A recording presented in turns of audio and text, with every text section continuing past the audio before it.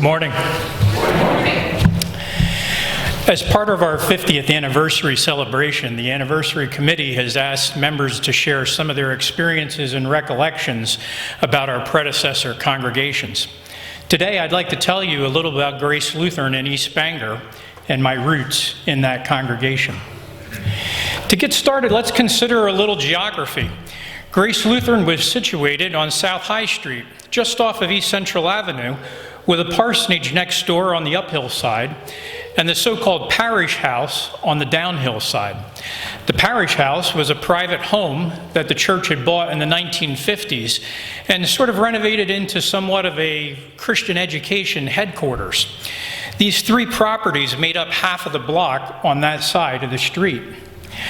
Unlike the Johnsonsville and North Bangor parishes, we were in town. A significant number of the members lived within a walking distance of the church, and those who didn't were only a short distance further away. Parking could be an issue.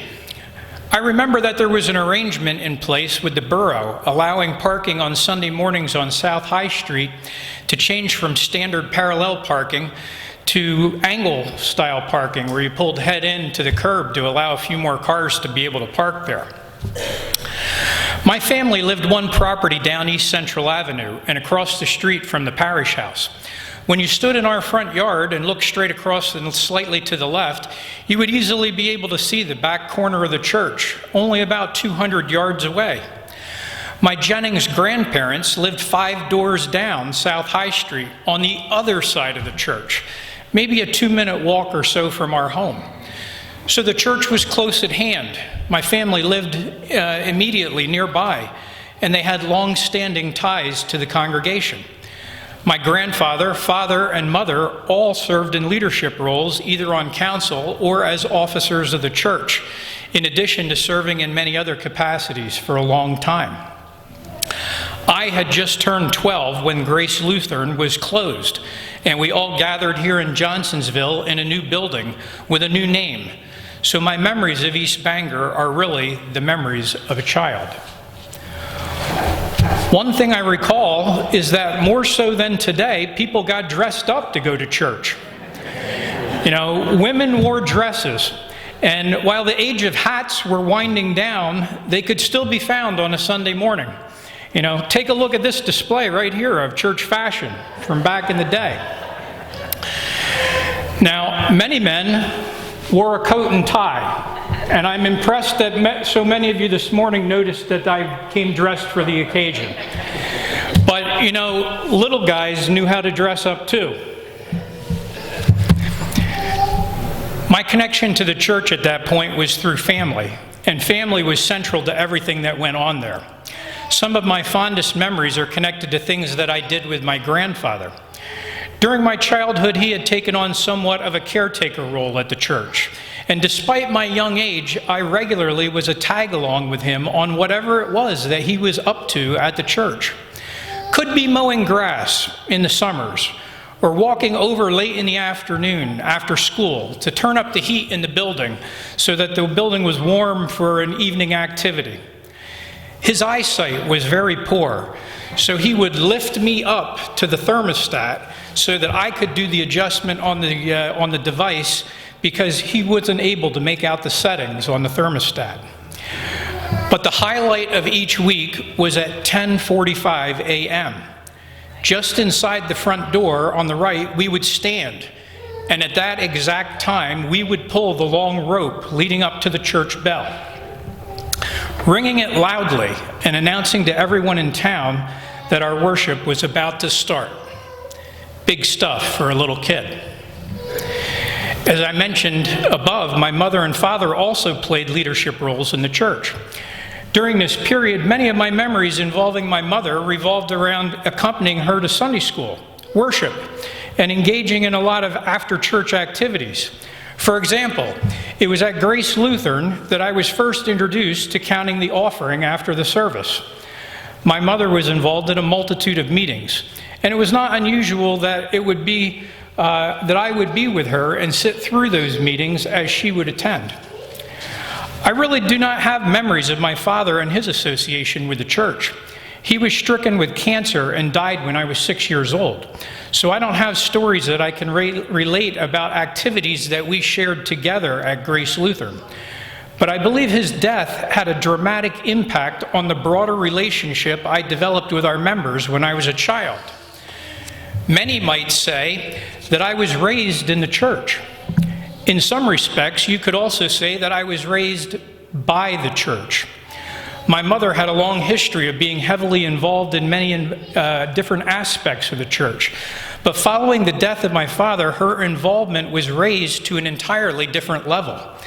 During that time, members of our congregation supported our family, sat with and cared for me while my mother was engaged in responsibilities with the church, and in many ways became an extended family to me. One of the points that we hear a lot in connection with the merger is the sense of unity. Members from each location pulling together and making a fresh start in this new venture. But what we don't hear much about are members who did not agree with the merger and chose in fact to separate from our flock. If you look through the dedication booklet for our new building, you might be surprised by some of the historical notes listing voting results related to the merger. Often the votes were about 75% for and 25% against the proposed action. In some cases, my family was part of that dissenting vote and chose to sever relations from our church. After a vote was taken to merge, my father's aunt and uncle transferred to another congregation. On May the 16th, 1976, the bell at Grace Lutheran rang for the last time, as our final worship service was conducted that morning. When the service was over, many members walked from Grace Lutheran here to Prince of Peace. My grandfather walked home, vowing he was finished with the church. He only made one appearance at Prince of Peace when I was confirmed, captured in this photo with him seated at the end of the table at our confirmation luncheon. When the merger was complete, there was an extended period of getting to know other people. It took some years for everyone to stop segregating people into North Bangor, Johnsonsville, and East Bangor buckets.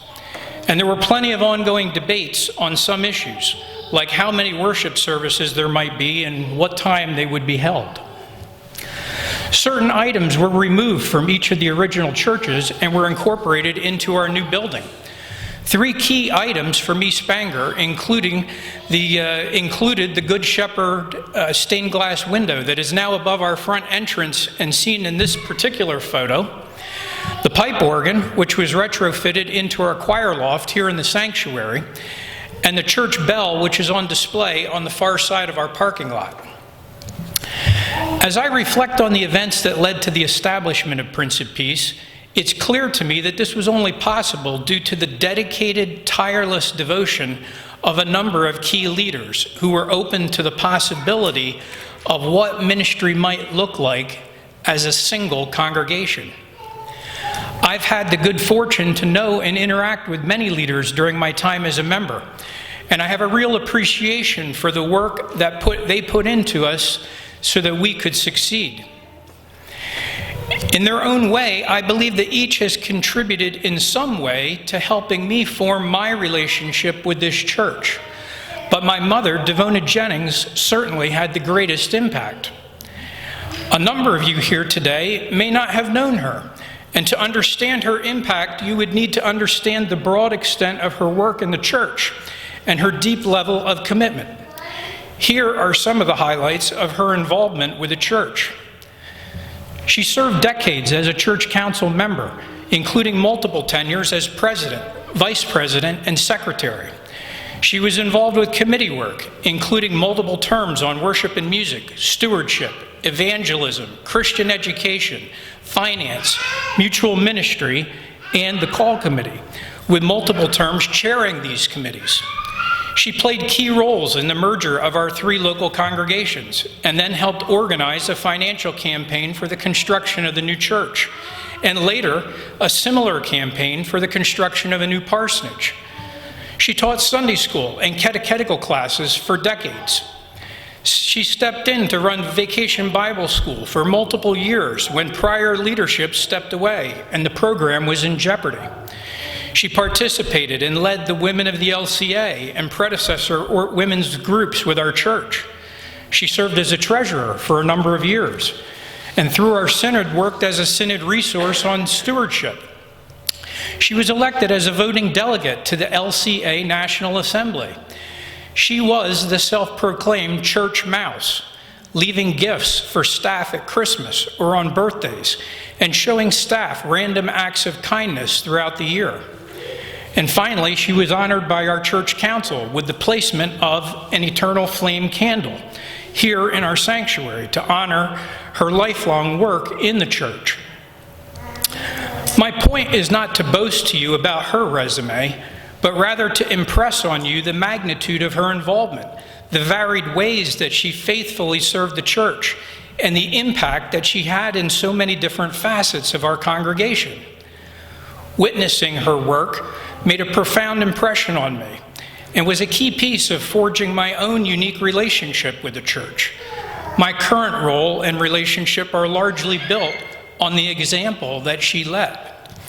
But most importantly, when I hear God's calling to be engaged in various ways in His work, I try to accept His call and do what I can do. Following His call and her example haven't failed me yet.